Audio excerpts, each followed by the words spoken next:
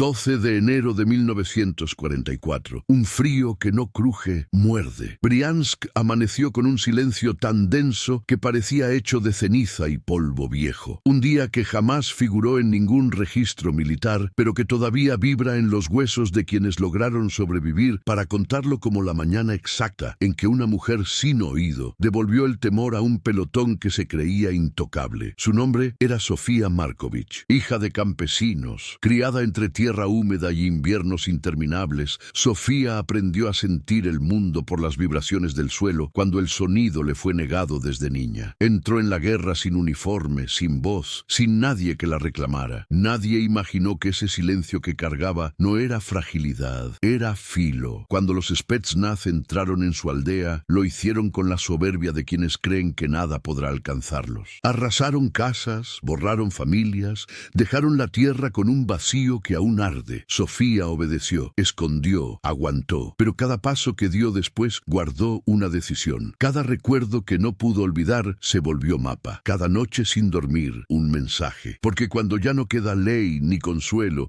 ni siquiera un nombre que pronunciar, algunas mujeres usan lo único que nadie puede arrebatarles: memoria, silencio y una voluntad que no sabe morir. Esta es la historia de la mujer que convirtió la sordera en puntería, el frío en estrategia y el bosque en cómplice. La historia de cómo una sola persona puede hacer temblar a un pelotón entero sin levantar la voz. Pero antes de continuar con el video, comenta tu ciudad y la hora que es allá. Y deja tu like para que esta historia siga viajando. Y si tu madre merece llegar lejos, acompáñanos. Suscríbete. La aldea olía a lo que queda después del fuego y antes de la nieve. Algo entre madera vieja y humo ya consumido. Caminé la calle principal con los dedos metidos en los bolsillos y el oído ausente del mundo. No oía el motor, no oía las órdenes, pero la tierra me dijo que venían. Las vibraciones llegaron primero. Un patrón, pasos que no eran de campesinos ni de carrozas. Algo con marcha militar. Vi cómo cruzaron la plaza, cuerpos duros, miradas cortas, y la aldea se recogió como si le cortaran una cuerda. En mi casa había fotos pegadas con cinta. Cuando volvieron, la cinta colgaba como lengua cansada. No había gritos que contar, había huecos. Los hombres que se llevaron dejaron botas,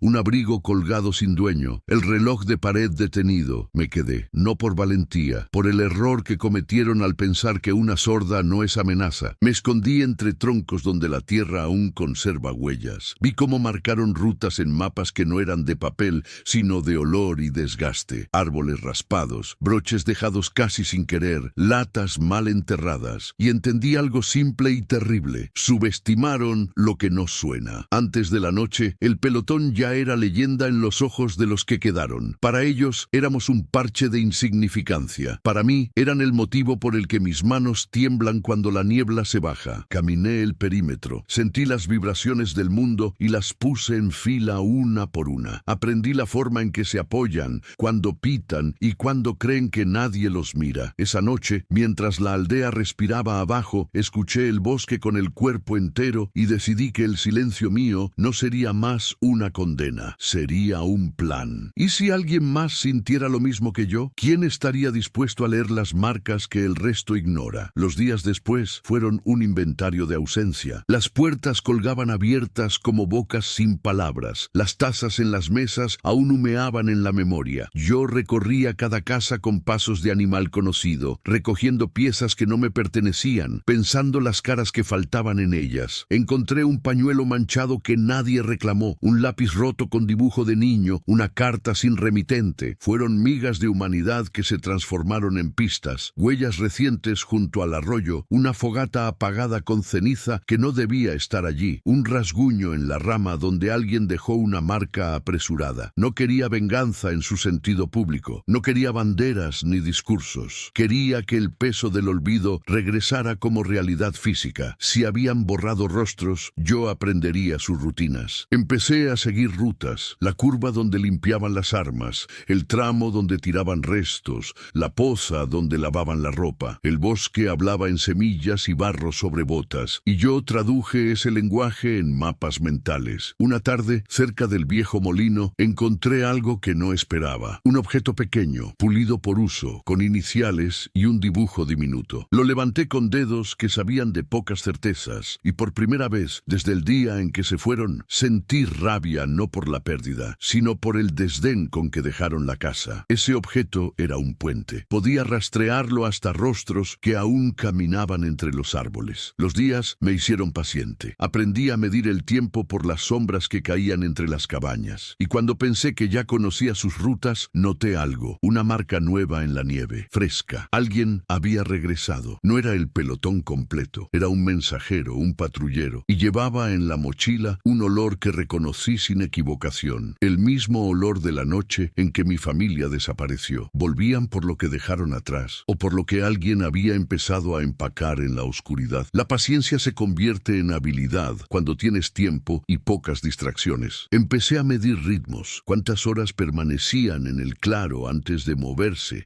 cómo se turnaban para vigilar cuando uno se dormía más pronto. No podía oír sus conversaciones, pero el suelo me decía si mentían. Una rama quebrada en la misma curva, huellas que se superponían, una latencia en el trampolín de la nieve. Todo eso era discurso para quien sabe leer. Entré en la costumbre del acecho, no por deseo de matar, sino por necesidad de igualdad. Observé desde el borde del camino cómo se relajaban fingiendo rutina. Uno de ellos llevaba una bufanda con un patrón conocido. Otro usaba un viejo encendedor con grabado. Aprendí nombres por las cosas que cargaban. Hacia el tercer día ya podía decir sin boca quién reaccionaría al primer ruido, quién al segundo, quién nunca se apartaría de su compañero. La noche en que me acerqué por primera vez lo vi. Un destello de celeste en la manga cuando doblaron detrás de un pino. Me pegué al suelo y respiré con la calma de quien comparte el viento con la tierra. La diferencia estaba en el cómo se movían, pesados, uniformes, seguros. Pero dentro había grietas. Un soldado dejó caer una carta. Otro miró el río con la distancia de quien busca algo que no encuentra en sí mismo. Cerca de un claro encontré pisadas que no encajaban con el resto. Suelas más pequeñas, paso ligero, alguien que no era parte del pelotón. Ese detalle me llevó a una pregunta que no esperaba. ¿Tenían aliados locales o alguien los observaba desde dentro? Si había un topo, implicaba que las cosas no eran tan ordenadas como aparentaban. Me moví en la noche, controlada, sin ruido, con la certeza de que el bosque prestaba más atención que cualquier centinela. Les robé una cosa pequeña aquella madrugada, un gesto mínimo, y la usé para entender quién la reclamaría. No era solo saberse herida, era saber que podían ser tocados donde menos lo esperaban. ¿Y si la venganza fuera menos un acto y más una sucesión de toques? ¿Cuántos toques hacen falta para volver a romper a un equipo de hierro? Comenta tu ciudad. Y si tu madre merece llegar lejos, acompáñanos. Deja tu like y suscríbete. Los hombres empezaron a hablar de la mala suerte. Al principio eran comentarios que se lanzaban al fuego como chatarra, un animal, una trampa natural. Pero cuando un par de botas desaparecieron y un equipo de señales falló en un punto que siempre funcionaba, la cosa ya tenía nombre dentro del círculo. Alguien los estaba molestando. Empezaron a aumentar las patrullas, a revisar las mochilas 2 veces, a mirar los árboles con ojos de quien espera la traición. Vi la tensión como una costura que se iba rompiendo, miradas que no llegan a encontrarse, manos que se aprietan, comandos que se repiten en voz baja. Uno de ellos, el de la bufanda celeste, comenzó a fallar en sus rutinas, olvidaba piezas, dejaba candados abiertos. Otro, más joven, se apartaba de la hoguera a fumar solo, como si el vaho pudiera ocultar pensamientos. La confianza dentro del grupo se volvió un terreno resbaladizo. Mi estrategia no fue frontal. Robaba objetos pequeños, cambiaba marcas en árboles, movía piedras que ellos usaban de referencia. Cada cambio era una pregunta en su mente. ¿Qué pasó aquí? ¿Quién estuvo? Me convertí en su duda cotidiana. No necesitaba mostrarles miedo, bastaba con devolverles incertidumbre. Una noche, después de una patrulla fallida, escuché voces elevadas. No pude oírlas,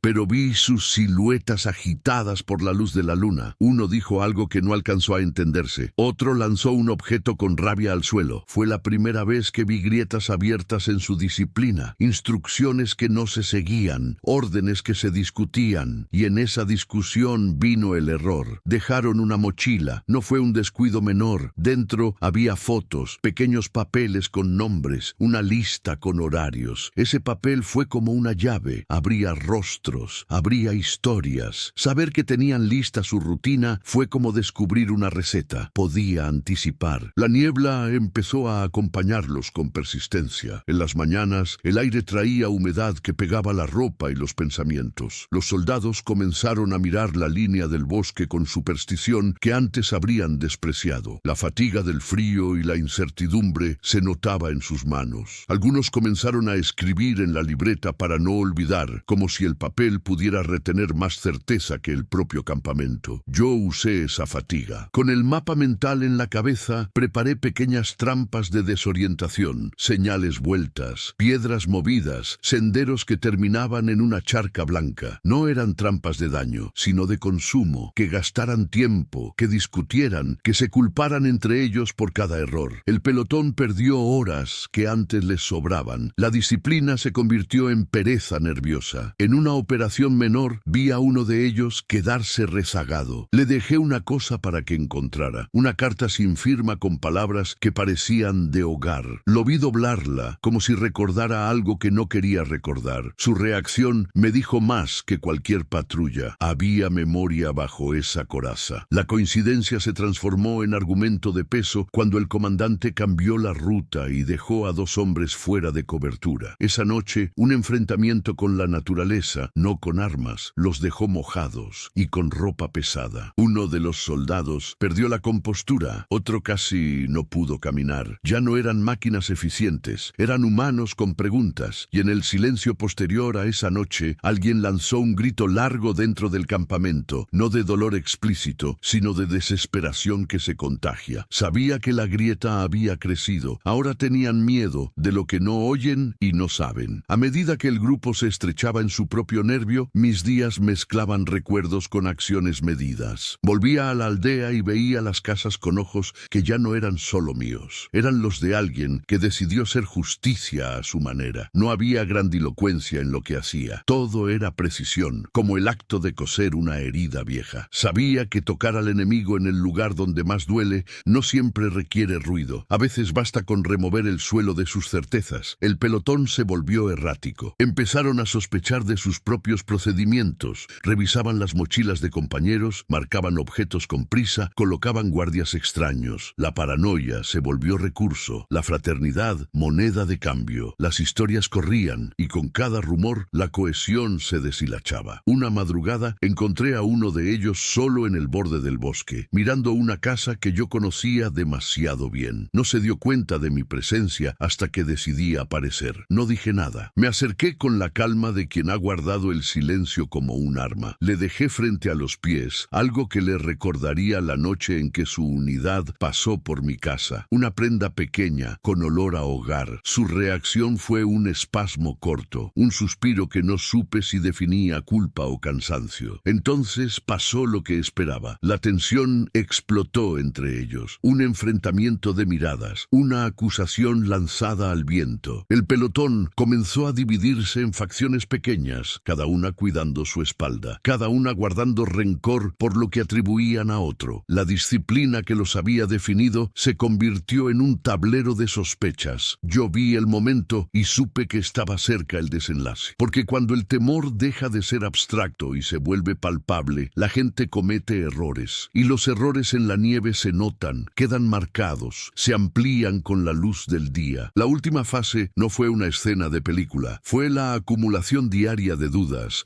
de noches mal dormidas y de pasos que ya no encajaban. El pelotón, antes compacto, ahora era un conjunto de retazos. Algunos buscaron permiso para irse, otros fingían normalidad. La unidad había perdido ritmo y con él la arrogancia de quien se cree fuera de alcance. Yo no busqué un final con estruendo. Lo que pude devolver, lo devolví con la misma medida con que me fue quitado. Nombres por nombres, horas por horas, presencia por presencia. Dejé que la tierra hiciera su trabajo, que las huellas los traicionaran, que las ratas desordenaran sus despensas, que el viento llevara los objetos a sitios donde ellos los encontrarían en el peor momento. No hubo gritos públicos, ni banderas, ni recompensas. Hubo pequeñas rupturas, confesiones en la oscuridad, hombres que abandonaron la patrulla con la mirada gastada. En la última noche vi cómo 2 de ellos desaparecían por rutas que antes tomaban a la ligera. No los vi regresar.